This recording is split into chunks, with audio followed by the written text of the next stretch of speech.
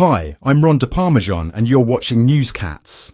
Tensions in the South China Sea boiled over once more on August 31st, 2024, as a collision escalated the simmering dispute between China and the Philippines, near the spot known as Sabina Shoal, or for those in the Philippine realm, Sabina Shoal, the Philippine Coast Guard flagship.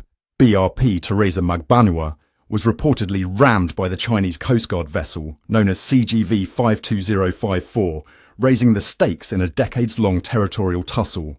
This incident is emblematic of the high-voltage situation in these waters. The archipelagic testiness stems from the region's strategic significance, including vital shipping lanes and plentiful resources, including oil and fish. The Philippine authorities assert that the BRP Teresa Magbanua was simply doing its job, minding its own business when it was rammed not once, not twice, but 3 times. Commodore J. Tariella, the spokesperson for the Philippine Coast Guard, was adamant in stating, "Our ship was not provoking them," and yet, the aggression continues. It's truly a dizzying display of misunderstandings, akin to cats on a yarn ball. These misunderstandings have become as common as scratching posts in a cat cafe. On the other hand, China insists that it was the Philippine vessel that acted in a way they termed unprofessional and dangerous, claiming it collided with their vessels in a provocative manner. The back and forth has reached a level of absurdity that even the most seasoned cat owners might find comical.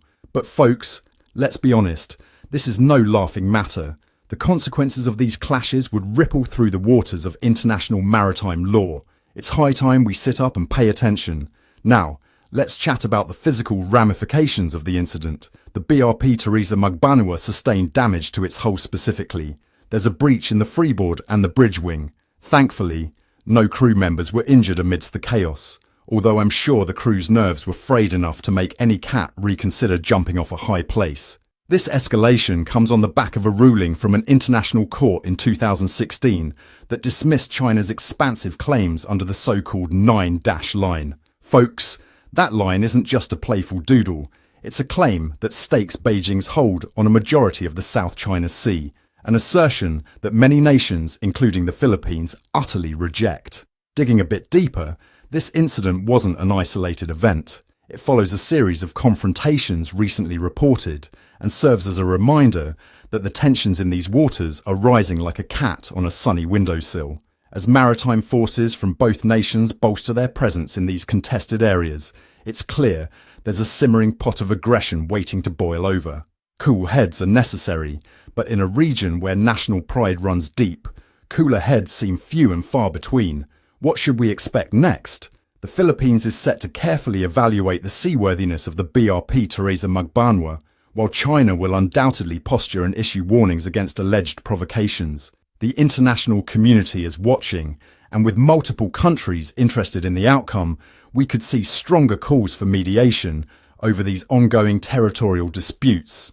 Just think about it. If international powers focus their eyes on this increasingly charged situation, it might just flip the dynamics of negotiations. It's important to realize how one maritime incident can spin into a convoluted web of accusations and increasing tensions. The South China Sea stands as a stark reminder of the need for a delicate balance of diplomacy and power, both crucial in navigating these unstable waters.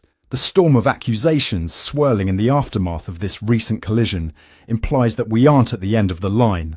Oh no, with both nations firmly entrenched in their positions, the waves of contention will likely keep crashing onto the shores of diplomacy.